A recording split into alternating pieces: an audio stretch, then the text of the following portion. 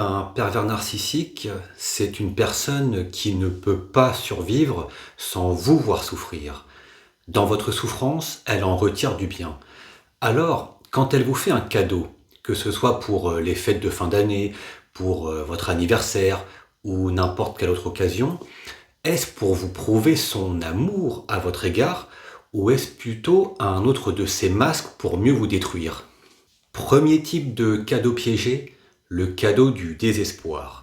Si vous êtes avec une personne véritablement perverse et narcissique, d'un point de vue structurel, cette personne vous a forcément fait des cadeaux et des services démesurés dès le début de la relation, la phase de séduction.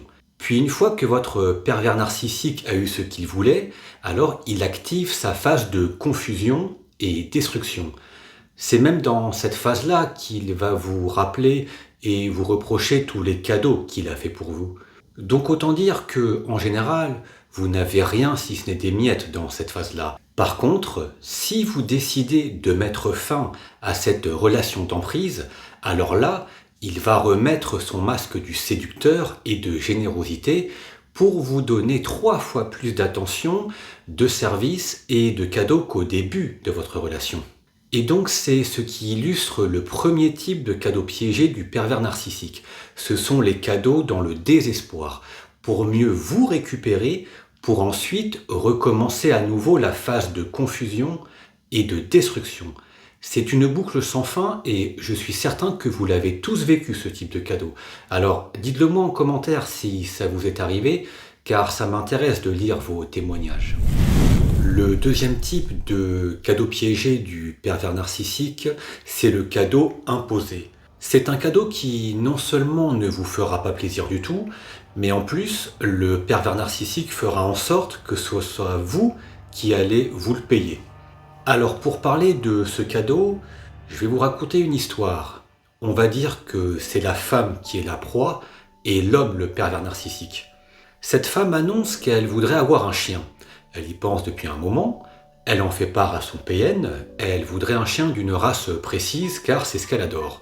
Et là, au moment des fêtes de Noël, son pervers narcissique lui annonce qu'il a réservé spécialement pour elle un chien chez un éleveur réputé. Donc elle est ravie, et tous ensemble, c'est-à-dire ce couple ainsi que leur petit garçon, vont se rendre chez cet éleveur qui est à plus de 3 heures de route en voiture. Il n'y avait pas plus près selon le pervers narcissique. Et bien entendu, c'est madame qui conduit et prend en charge l'essence et le péage du trajet aller-retour. Et une fois chez l'éleveur, pendant que leur fils est heureux et joue avec le chien, elle constate amèrement que ce n'est pas le type de chien qu'elle avait voulu. Qui plus est, ce chien-là coûte 3 fois plus cher. Pourtant, pour ne pas décevoir leur fils, elle se tait, paye l'éleveur et ils repartent. Alors, qu'est-ce qui s'est passé?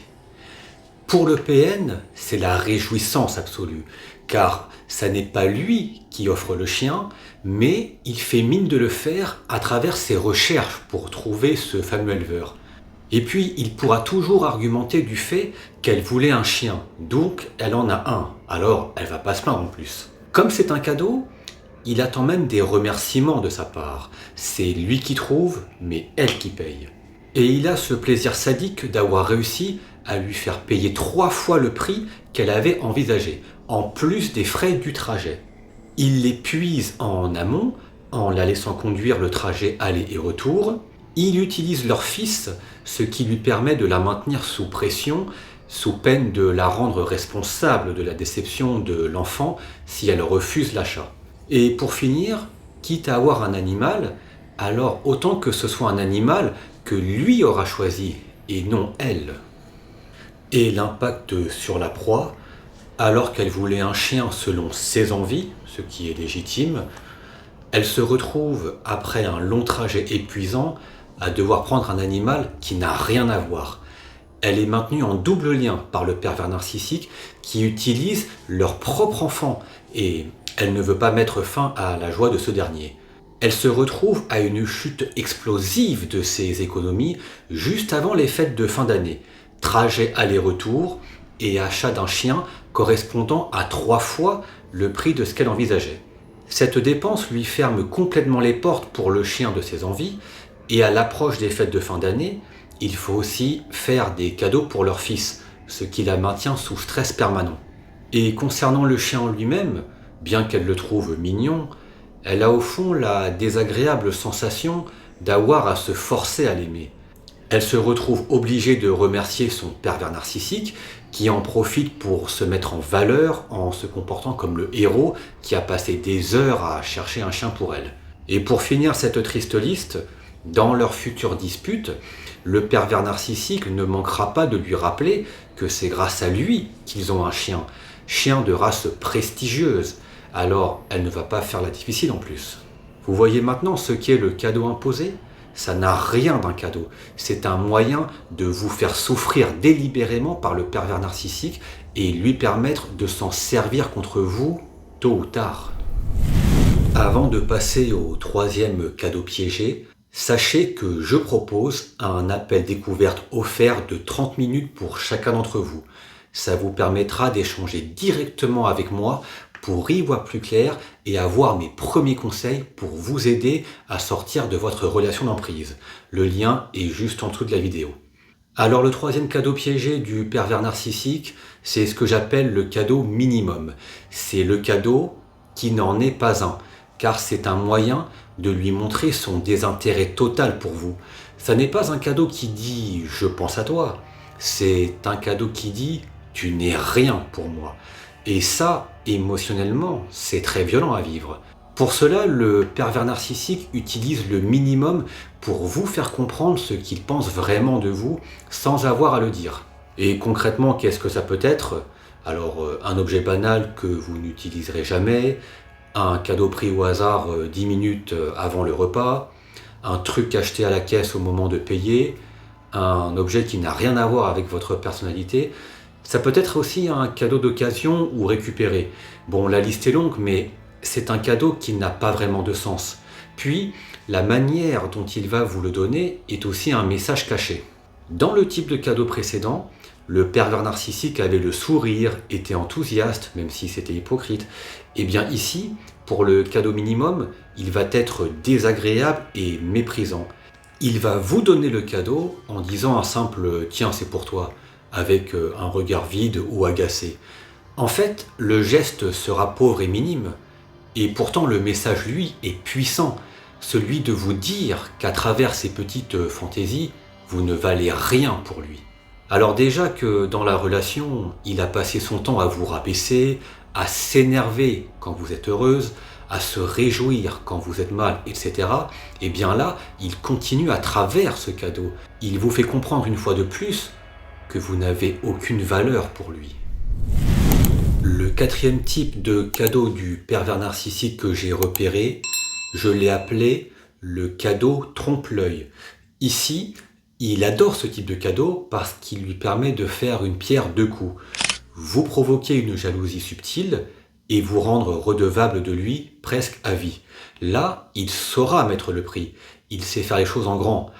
Un beau restaurant, un week-end improvisé, un cadeau cher, même un beau discours devant tout le monde ou un événement qu'il organise pour vous. Mais attention, ça n'est jamais pour vous, ça sera toujours pour lui.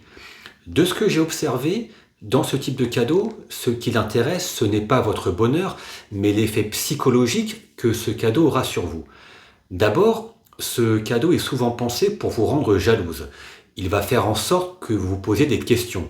Par exemple, pourquoi il m'a jamais fait ça avant ? Pourquoi maintenant il met autant le prix ? Pourquoi il est tellement généreux et devant les autres ? Vous allez vous sentir toute petite avec votre cadeau comparé au sien. Et cette jalousie subtile, ce malaise, cette comparaison au fond de vous, c'est déjà une forme de contrôle et d'emprise perverse et narcissique. Ensuite, il y a un deuxième but à ce cadeau, celui de vous rendre redevable. Ce qu'il vous aura donné, il va s'en servir contre vous à chaque occasion. Dans chaque nouvelle dispute, il vous sortira à la figure ce qu'il vous a offert avec ses célèbres phrases toutes faites perverses et narcissiques, comme par exemple « Après tout ce que je fais pour toi, tu te rappelles le restaurant que je t'ai offert ? Tu pourrais être un peu reconnaissante. Moi, je fais des efforts, toi jamais. En gros, ce cadeau devient alors une preuve qu'il ressort contre vous dès qu'il veut vous faire culpabiliser et pendant que vous restez dans la confusion en vous demandant si finalement ça ne serait pas vous qui avez un problème. Le cinquième type de cadeau des pervers narcissiques que j'ai repéré, c'est le cadeau inexistant. Alors celui-là, il n'y a presque rien à dire. Il ne vous offre rien, rien du tout. Mais attention, hein, c'est pas un oubli, c'est pas par maladresse. Il va pas s'excuser, il va pas dire excuse-moi, j'ai pas le temps. Non, non. Pendant qu'il ne vous offre rien, il ne se cache même pas pour exhiber ce qu'il s'est acheté à lui-même. Un nouveau téléphone, une nouvelle montre, un vêtement, un objet cher dont il vous parle fièrement. Et il insiste même pour vous le montrer. Et là, vous vous dites, mais c'est pas possible, il le fait exprès, il cherche à me provoquer. Et c'est exactement ça. Le cadeau inexistant est lui aussi un message caché. C'est sa manière de vous dire, tu ne mérites rien, mais moi, oui.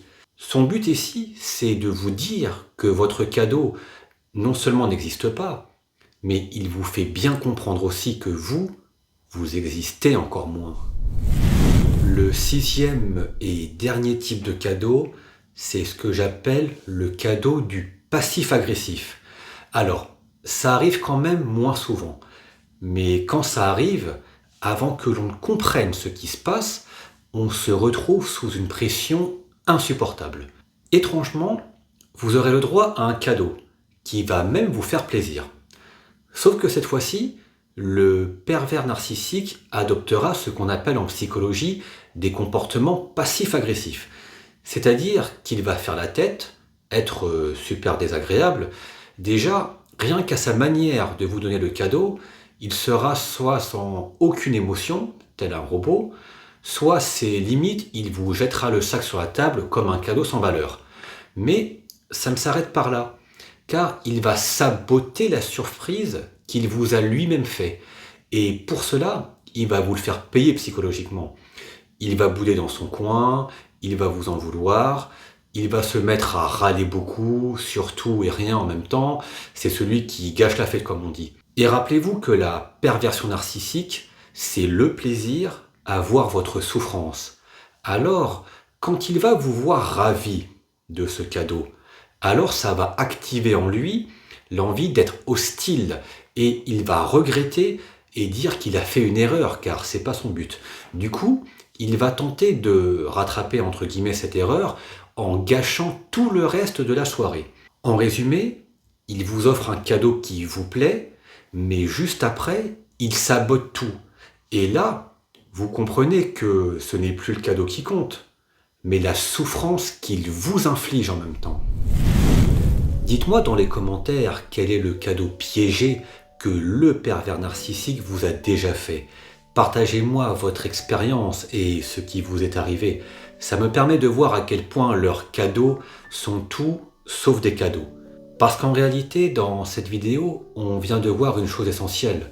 Le pervers narcissique n'offre jamais quelque chose pour vous faire plaisir. Il n'y a rien de bienveillant là-dedans. Il fait des cadeaux pour vous contrôler, vous culpabiliser, vous détruire, jusqu'à vous faire douter de votre propre valeur. Et quand vous comprenez ça, ça veut dire que vous voyez clair dans l'un de ces masques les plus diaboliques.